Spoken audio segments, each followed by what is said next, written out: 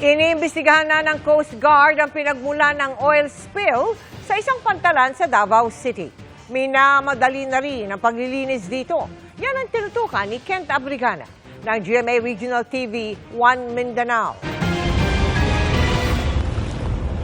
Tulong-tulong ang mga miyembro ng Coast Guard District Southeastern Mindanao para matanggal ang kumalat na langis sa karagatan ng Kilometer 11, Davao Port sa Davao City. Pasado alas 7:50 kagabi nang maiulat ang oil spill.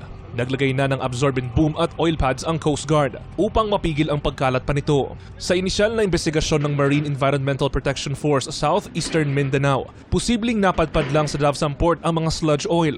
Sa taya ng Coast Guard, abot sa 200 cubic meters ang kumalat na langis. Malakas yung current ng dagat, wala mang naka-standby na barko masyado doon. Tapos possible talaga sir, galing siya sa malayo. Patuloy sa ngayon ang pagtukoy sa pinagmula nito. We are still investigating about the possible na suspected vessel or possible na source ng oil kung hindi man siya sa vessel sir. Dito sa Philippine Coast Guard sir, meron kami mga memorandum circular about pagbabawal ng pag-bilge out or pagtatapon ng oil sa dagat.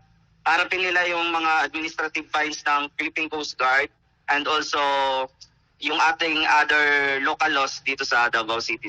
Para sa GMA Integrated News, Kent Abrigana ng GMA Regional TV 1 Mindanao, nakatutok 24 oras.